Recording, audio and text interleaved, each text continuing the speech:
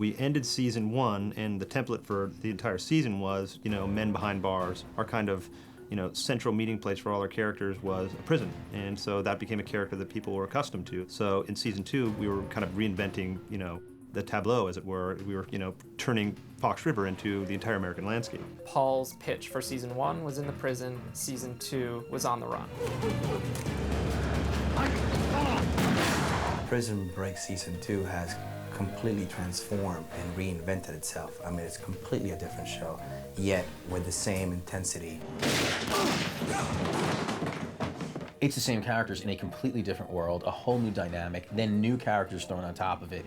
It was a brand new show. Season 1 was sort of like a slow burn, and season 2, it was like, okay, now the firecracker gets lit, and boom, we got fireworks all over. The feel of the show changed radically because it was kind of every man for himself. Well, you think you're pandy ass?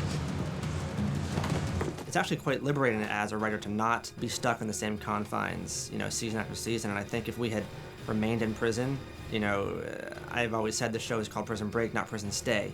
And it's, if we had done that, I think people would have probably given up on the show if we hadn't actually moved forward. Did you have a nice nap? Visions of 12-year-olds dancing in your head?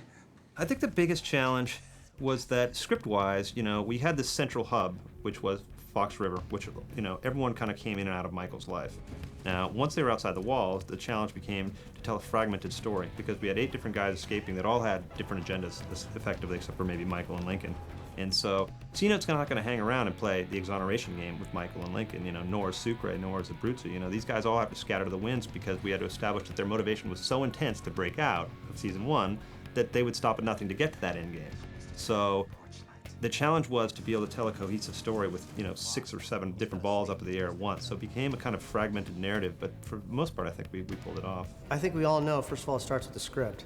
Once you have a good story, whether it's the entire story of Prison Break, or it's these individual parts of the story known as episodes, it starts right there.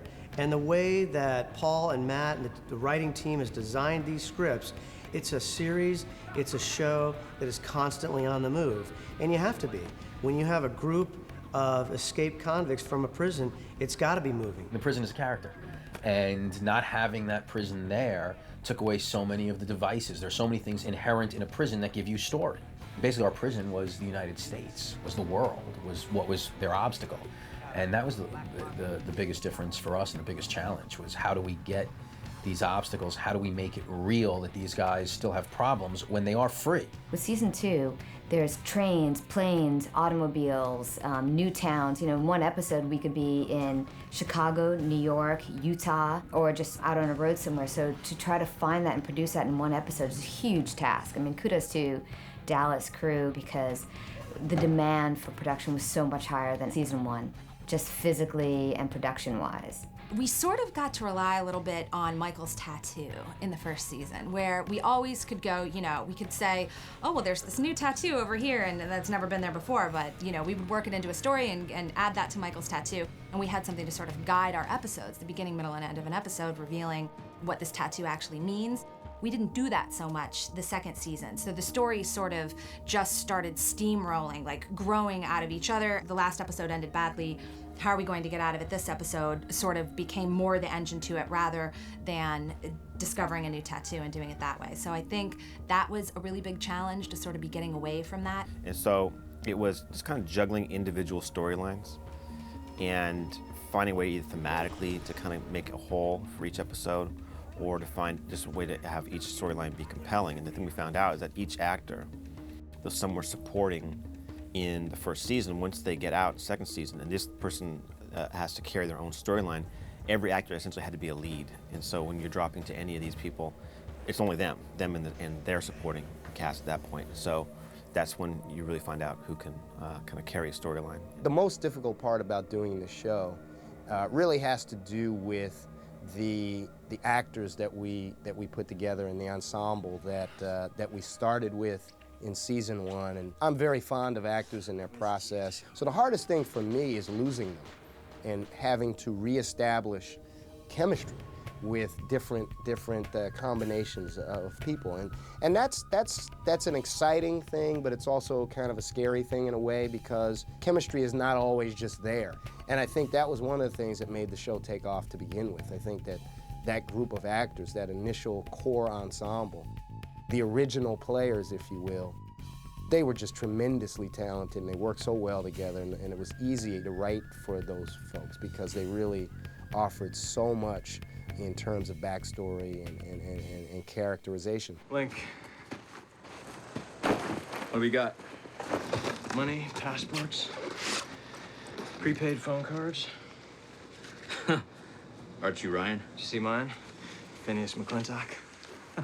All the characters changed going from season 1 to season 2. I think it was important for us as writers to find ways to keep these characters growing because I think everyone's going to operate differently, behave differently in prison than you are when you're on the run.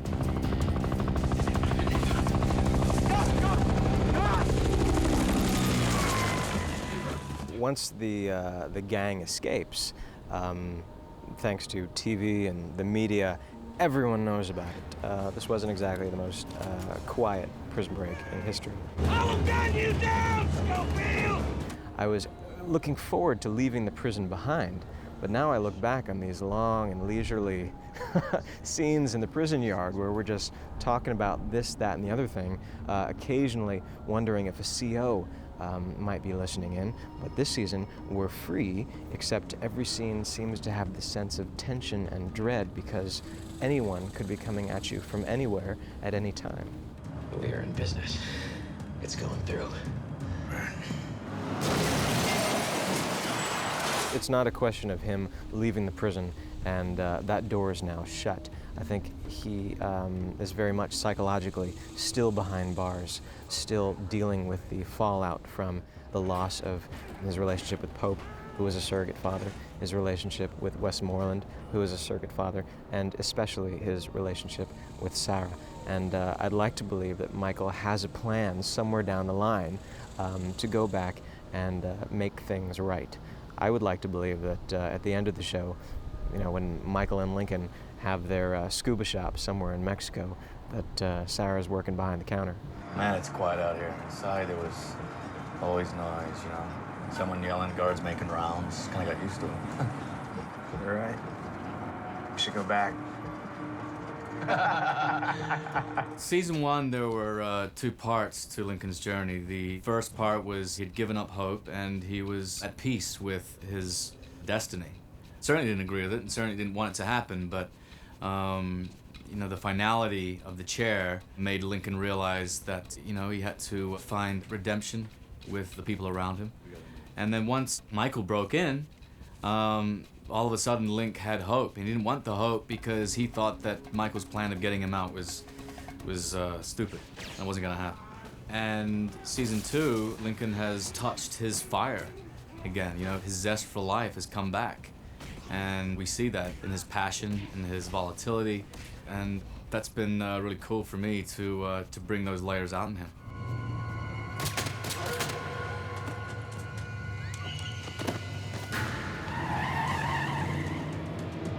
For me, one of the biggest differences is I was working with a whole new set of actors. I worked almost exclusively with Wentworth last year. This year, for the first probably 6 or 7 episodes, almost all my work was with Paul Adelstein and John Hurt. You know, it feels completely different. We're in a different environment, we're in a different state, and the story's completely different. I mean, from my character's standpoint, you know, I'm essentially no longer a physician, and that requires a sort of bottom-up reinvention that's really exciting as an actor. I got 3 words for you. We gotta run. Sucre definitely has changed a bit. He's been thrown into a whirlwind, and we saw in season 2 a dark side to this guy that we'd never seen. Sucre was always the go-to man. He still is, you know, Michael's best friend. But he's been in circumstances and in situations when of course it all has to do about his girl, where you don't when you corner an animal, you don't know how is that going to react. And I have to say, Sucre has brought up colors that we never saw. This is a great character. This is a guy who will do anything for love, and nothing could stop him. Nothing can hold him back. Hi there, I'm Brad Bellick with the FBI. I'm an agent with the FBI, Brad Bellick. Brad Bellick, I'm with the Bureau. In Bellick's case, his character was completely reinvented. So he's outside of the prison. He doesn't have his job anymore, which was kind of his identity. You know, he's living with his mom. What's the guy gonna be like now that his kind of goal is to catch these guys and get the money? And then, of course, the $5 million. So it's a completely new season like that, I think, for a lot of the characters, because they're not in those confines, figuratively and literally anymore. Even if I knew, I wouldn't tell you. You wouldn't? Really? Are you that stupid? Are you that stupid? Because now you are going to die! Season 1, it was fun to get into Kellerman's skin because I had to figure out how to make him human. That is, you know, he can go on autopilot, which is part of his job, but it was important to give him a purpose and a reason for why he was doing the things he was doing, which I think was pretty clear. In season 2, he kind of takes that to the extreme, then what happens is he starts questioning those things. And so as an actor, that was challenging because you build up a character and then you have to kind of find the cracks in that character and how that's going to manifest itself. And I think the writers did a really good job of writing that into it. So it was fun, but it was hard, but it's exactly what you want to do with a character, which is kind of show him or her in the most stress-inducing situations they can be in. And for Kellerman, that is him doubting what he's doing. You know, he's never had any doubts about what he's done before. And a lot of that baggage comes down on him in season 2.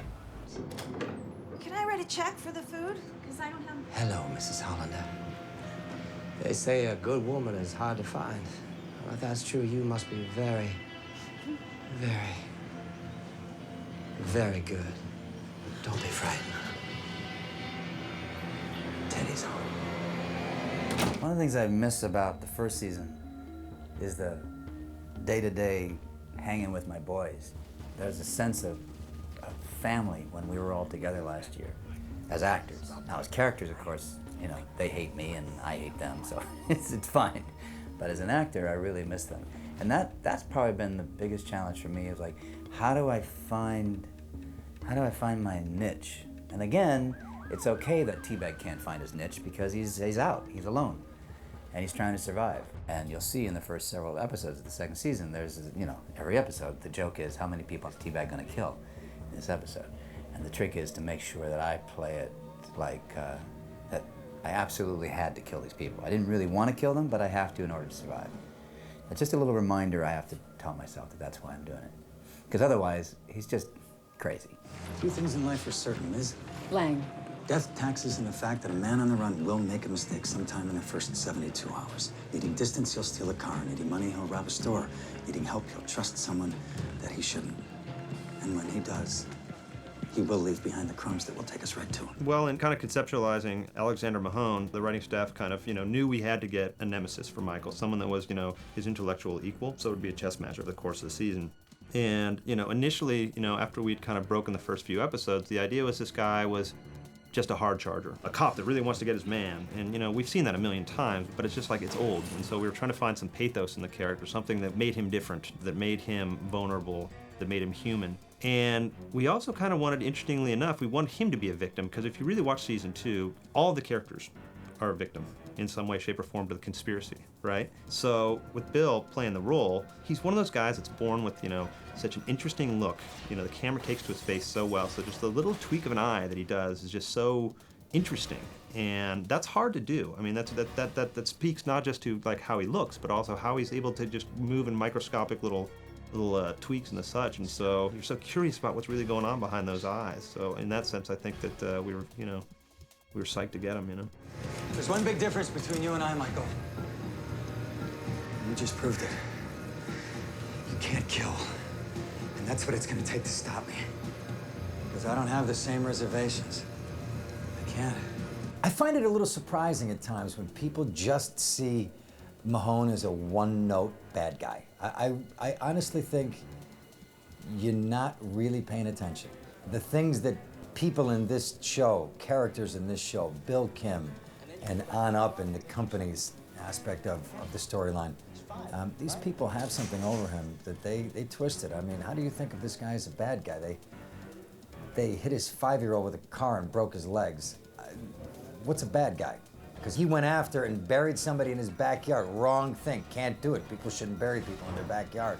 But he went after a pedophile who was just a serial killer killing people, and finally one day just got him, and it was like, you know, the journey was too much. You know, he taunted him, and he finally got him. Bad guy, but as he says in episode 14, God, what are you gonna do? What are you gonna do? Turn me in? Go ahead, I don't care anymore. I killed a serial killer pedophile. I'm sorry. Go tell the world about Chalice. In fact, I will. I killed a predator, a man who tortured and raped women, and I buried him in my backyard. I'll do the time. One of the great things about this season is you know, the twist that really Schofield brought back to Mahone. You know, he contacted his ex-wife, something that Mahone is not ready to deal with. But he opened that can of worms, and when he did, it really engaged Mahone's heart and you know, his life that has not had for a couple of years, and he brought it back to him. And now, as the season progresses, what else is there for Mahone right now? Get away from these people. He doesn't believe anybody anymore. He doesn't believe the FBI, doesn't believe the people that he's working for, doesn't believe anybody. He just wants to get home. The news is not good. Burroughs was intercepted before I got here. It is a setback, but we're not that far behind. Paul, calm down. It'll be all right. Someone will take care of it. Someone who? Bill, tell me you're not bringing someone else in on this. You didn't think you were alone on this, did you? You're a soldier. There's an army. Well, Reggie Lee was kind of a heaven sent for us because we got in a situation at the beginning of the year where Patricia Wettig went to another series, and we didn't have a face for the conspiracy. And so we kind of had to replace her with somebody, and so we kind of put this front man in front of her, the guy that always said to Kellerman, you can't go in that door, she's behind that door, you can't go in there. And that was Reggie Lee. And he did such a great job that there's no question that we're going to bring him back, you know, again and again and again. And like I said, I mean, sometimes, you know, you just, you know, lightning strikes, and we were so fortunate to get Reggie because, I mean, he's awesome. There's something you should know about me. I don't like being out in the field. I only do so when there's been a screw-up. I'm out in the field, Alex. Then why don't you open the gate? You can hurry back to D.C. before your shoes get dirty. We came to a real consensus about how this character was to be, because I really didn't want this guy to be your typical, you know, Secret Service bad guy, you know. And I told Matt, I said, listen, I've played a lot of bad guys. He goes, erase all that. Erase all that. This is different. This is completely different. And I had a great time. He said, this is Prison Break. For an actor, it's like, that gives you freedom, free reign to kind of create. And so Matt and I kind of created this wonderful little monster named Bill Kim. And I think because of that, and because of the fact that Patricia was gone, I think, you know, they were probably wanting to wrap up a portion of that conspiracy earlier and wrap me up earlier. But I think that because I just kept weaving into the storyline, and they kind of liked, thankfully for me, they liked what I was doing and what I was bringing to the role. And you know, you kind of have to find a reason as to why you smile. You know, why you do the things you do as an actor, and how you act the way you act. And eventually I came to terms with smiling for me was a source of power. You know, so that was everything. And then finally, you know, we came to these episodes, these last couple episodes where things would get to me. And that's when I really started to love it, because the emotions started to come out. And you saw the facade of Bill Kim kind of come down and go, okay, he is vulnerable, you know? And so I think they saw that, and they went, okay, then we can take this a little bit further. But I think the great thing that they do with this character, and for me, is that I think there's got to be a character that you just, you know, there are characters that you love to hate. I think they're just characters that you just gotta hate. You don't love to hate them, you just downright hate them, you know? And that would be me. Two brothers that'll go to the ends of the earth for each other. Too bad only one of you'll survive.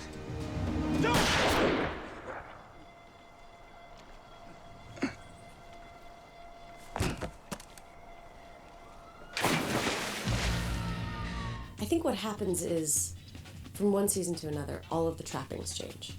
But at the core of it, it's a very, very simple story. It's a story about people who wake up every day and think, what's the right thing to do? And almost everyone in the whole series is orbiting in that kind of universe. What Michael Scofield did for his brother is unbelievable. Lincoln has risked his life for his brother repeatedly as well throughout the course of this show. Michael and Sarah, look what Sarah's doing for Michael, because she loves this man despite everything in her person telling her it's not probably the best thing for me. What C-Note does for his family, what, as sick as it is, what the president did for Terrence Steadman. She loved him. It was a naughty little love, but she loved him.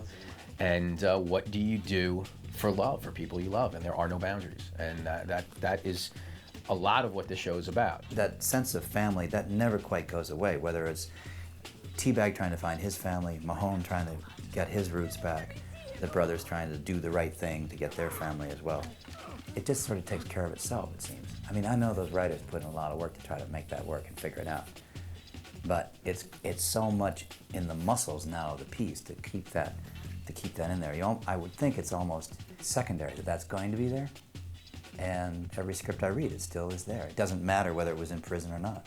Well, I think the reason why people like Prison Break so much is that the main theme of the show is the Greek theme of one brother sacrificing himself for his other brother. It's a very Shakespearean show.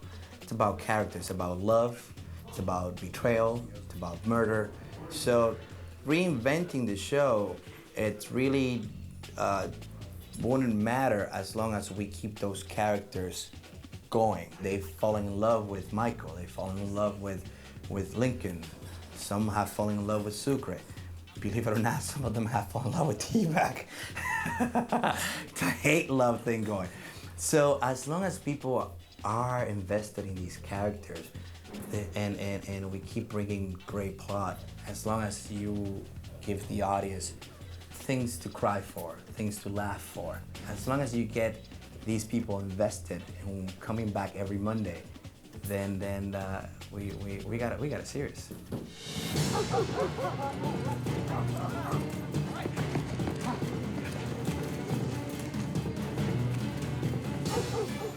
I think we've 100% exhausted them being on the run and a bunch of different storylines. Very much enjoyed season 2, but to do it anymore would just be kind of like a road movie almost, and that's not what the show is. The show is Prison Break. It's the bread and butter. And we, as a staff, once the idea kind of formulated where these guys would go back to a new prison, a different prison, the opposite of Fox River, we all respond to that creatively. So, it gives us a chance to kind of go back and the things that kind of Fox River gave us. The dynamics that go in there, the power plays that go on in there, the kind of brainstorming for an escape attempt, all that kind of stuff. We were ready for it creatively. And I think the actors are ready for it also, because after a year of not being in prison, we missed kind of being in prison. And so we're ready to go. We put a lot of stories to bed, a lot of the original conspiracy ideas to bed at the end of season 2. And what we want to do is open the door to a new chapter with a whole new central mystery, which is just slightly platformed at the end of season 2. And the first episode of season 3 really lays the foundation for what's so important that's in Sona. And also, we want to show a different, version of the prison world, which is this place is unlike any prison that we've ever seen, dramatized in American cinema or on TV. It's going to be a harsh, brutal place where you wish you had bars on your cell to keep them out from coming to you. So it's going to be, Prison Break stripped down, way more brutal, way more hardcore than you've ever seen it before. So it's going to be an exciting season. I'm excited. I think we're attempting to do something here that is unprecedented. We're completely reinventing the show. It's a bold, ambitious move, and one that I don't think people have seen before. It's no small feat to reimagine a show that seems to have worked twice in 2 very different incarnations. I mean, the law of averages would tell you that you've got a stutter step coming. But I have a lot of faith in our writers, and they consistently impress me with not only what they do, but how they do it. And I don't really know what's up their sleeve, but I have faith that it will be worth watching. The biggest part of season 2 that I'll miss is a lot of the characters that we're putting to bed. All these great actors who we've come to love that we're not going to have. And then also the ones who we haven't killed, but also aren't down in Panama with our guys. I'll miss coming up with stories for them because they're such great actors and they bring, so much to the screen. You know, I'm looking forward and excited to see what happens in season 3. What's cool about the show is that each season's different. You know, we're not stuck in a hospital or a courthouse. We don't know what's going on, and you know, it's exciting for an actor to have that opportunity because I think primarily actors are restless creatures, and if we get stuck doing the same thing for too long, we get bored and irritable. And Prison Break's been a blessing in that. It really allows actors to do different things and have different themes and genres for each year. I have to say the show, it keeps reinventing itself. Season 1 is completely different than season 2. And now season 3, who knows? I don't even know where we're going with it. Basically, it's funny because I always get spoon-fed. And I kind of like it like that because it keeps me grounded, it keeps me on the edge, you never know. Any of us could go tomorrow. A lot of people are very conservative and they want to keep it the same way it is. A lot of fans are like, well, where are you guys going to go now? I mean, it all has to do with grabbing that audience, keeping the one we have and grabbing a new audience all the time. And it has to do with new plots and new twists and new roller coasters. I mean, if you take me for a ride and you're giving me something I believe in, I'm hooked, I'm in. So season 3, I don't know what it's in store, but knowing these guys, I know it's going to be something insane. I love playing Kellerman, and he may not be gone. Then again, he may be, but maybe not. Maybe he's dead, but maybe he's not dead. So if you know Kellerman, you know that, I don't know, I don't think he'd go quietly, so I'll leave you with that. I am thankful to all of you for supporting this monster. And I love you all. And I'm signing off. This is Bill Kim. Off with a smile. I just want to say it's great to have this chance to be a part of a show like this, to be working with all of these great writers, actors, directors, and producers. It's a real gift. It's been an amazing, amazing experience to grow as an actor, to grow with this family of actors. And you realize, as somebody being alive, that you never know when it's going to end. You know, one by one, these characters start to go away. Yes, they'll bring new ones in, but when one of them goes away, it's like losing a family member, in a way. And the memories of this show have been so, so rich. And the beautiful thing about it, hopefully, is that it will continue, that I'll continue, that each of us will continue. But at the same time, as actors, we know what is good for the story. And I love the fact that the audience has continued to be ravenous for this show, that they've supported it even more in the second season than they did the first season. And the memories are better than they were the first year. And I'm so thankful to everyone I've worked with and for this opportunity, because it's been a great gig, great gig. You never quite know what's going to happen on Prison Break. There's always something new around the next corner. And if you try and anticipate it around the next corner, usually you're going to be surprised. And I think that continues to help bring the audience back, not to mention the depth of each and every one of the characters, the actors that are on this show. They're all entirely different. I think that knowing that not only is every episode a cliffhanger, but every commercial break's a cliffhanger. And that brings out that desire in you to want more. You know, one of the things that I would just like to say is a big thank you to the fans. Their devotion to these characters means a lot to us, because we spend a lot of time falling in love with them too, and so the audience, their attachment to them is really important to us. And a special thank you to them for keeping on the show and for keeping us honest and pointing out things when we miss them, and for their enthusiasm and their praise and their like of the show. So thank you for that.